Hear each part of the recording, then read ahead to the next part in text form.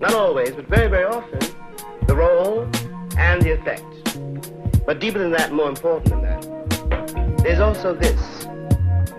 That from a historical point of view, no matter how miserable my situation is, from an historical point of view, at this hour of the world's history, I have an advantage over you because I'm compelled, I'm speaking about myself as a black man, not as I'm compelled to doubt my history, to examine it. I'm compelled to try to create it. I'm trying to excavate my history from all the rubble that is buried for so many hundreds of years. And that means I have to question everything. Whereas the white liberal is in precisely the opposite position of being, in the main, unwilling, as well as unable, to examine the forces which have brought him to where he is, which have created him, in fact, to make, which must be very difficult, to know, that quite apart from whatever his own attitudes, aspirations, morality, whatever they may be, he is nevertheless, whether or not he likes it, a part of the people. He is part of the people who at this very hour are jailing some black boy in Mississippi, who at this very hour are whipping some black African slave, who at this very hour are perpetrating those tremendous enormities against another group of people who look like me. And furthermore, that I hate to use this word, but in a sense, that innocence can be, in crucial moments, a very grave danger. It can menace much, much more than the white liberal can imagine. You see, you can't, after all, I, my brothers, let us say, my family, let's put it that way, have forged, out of our own experience, ways of talking to each other, and we can deal with each other like that because the same thing has happened to us. I haven't got to explain this thing to my brother David. No, we just look at each other, not even look at each other, we both know. We both know. Now, you can't, in some moments, you don't have the time to explain to somebody else. That's how we got that spiritual called steal away. It's not about stealing away to Jesus. It's a timetable. Somebody's splitting, we know what to do because we know he's leaving. He's stealing away. You can't always explain that. And last one's got to face this. That in many, many, many black power meetings, some of the most eminent liberals turned out to be working for the CIA. Now it's true, too, on the other hand, that many black people were also working for the CIA. But you, in this context, you, the white liberal in this context, suffer from your color, exactly as I suffer from my color in another and more brutal context. But simply got to face that. If one can face it, one can deal with it, and then it doesn't matter. But I don't think it serves any purpose to get one's feelings hurt. Because it's not a matter of my liberation, for example. It is also a matter of yours. And if we're working together, it's not because we're going to do something for the poor black people. We're going to do something for each other to save this really rather frightening world. What is the present attitude of the average American Negro towards Christianity? My impression of him was one who worshipped in a Dayton Hall at my church twice a week and sing beautiful songs. Well, the bulk of the American Negro population. This is a very complicated question to answer. I'm not sure I know I can't do it justice tonight. The bulk of the American Negro population is Christian, or at least it thinks it is. Now, you have to, when one begins to examine it, you discover that there's some very crucial differences between white Christianity and black Christianity, even in some celebrated churches, Adam Clayton Powell's church. And this is partly because, to minimize it, to understate it, the church is operated in the life of the American Negro, who was once, the black African slave, as his only forum, the only place where he was relatively free. And it is also the place in which he was able to act out, to sing out, to dance out his pride and his terrors and his desire for revenge. All of those sermons are bloodthirsty, and they're not talking about devils and Samson and Delilah, any of those things. They're talking about the master. There's a song which says it's supposed to be about Samson.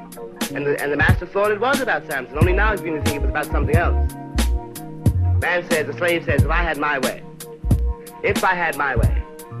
I'd tear this building down. That sounds like a very happy, innocent church song. It's lethal. And the American black Christian is becoming more and more aware of the real content of his Christianity, which is not the content of the Church of England. It has been one of the instruments of our salvation, one of the techniques of our salvation, and now we know it. So whether one is a Christian at that point, I don't know. It doesn't matter, since one knows how to use what one's history is. You're going to stop and we're going to have a few words from them. Be quick.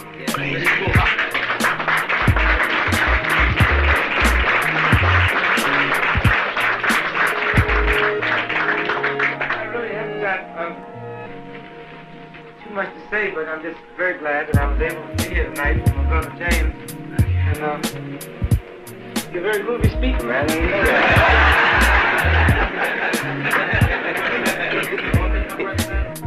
Yeah, since you got in show business, I guess I got to go home and write me another book.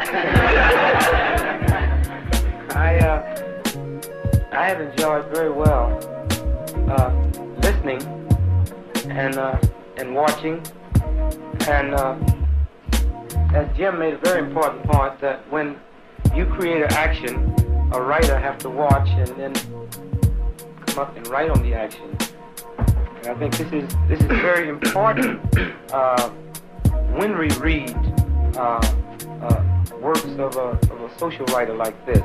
I observed you, the audience here tonight, which has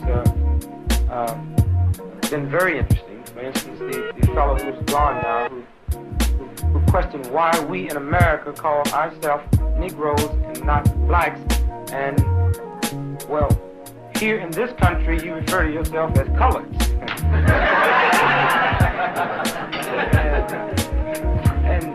and so I think we got to understand that like all of us is put in the same trick. You know, in America they charge me more money for automobile insurance, and they will never admit that in the Negro neighborhoods they have poor lighting on the streets and bad streets and small streets and overcrowded conditions, so I have more cars per acre than white folks have, and that's why I got more accidents per acre than white folks have. But in here, as me and my brother was discussing today, they charge you more for license because they say you're a bad driver, and they turn around and 60% of the bus drivers is black. And so how you could never understand how he gets by with some of his stuff, we can't understand how here he gets by.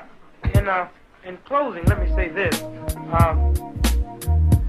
In vaguely answering the gentleman's question here about white liberalism, we're getting to a point now where we are getting kind of sassy and kind of belligerent. And, you know, it's just like a game. Life is a game, you know. You played baseball when you was a kid, and you say, okay, let me hit a couple.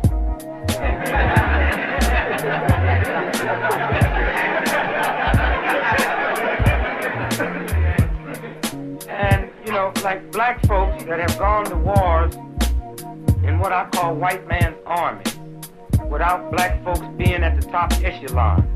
In America, there's no black people in the Pentagon. They send us to battle. We have gone for years without questioning where he was sending me or why I was going. And now we're saying, okay, white folks, it's your turn. You know, I'm going to be the general, you're going to be the private. This is the way you're going to march. When you get through marching over there, you're going to come back here, might pay you, might not.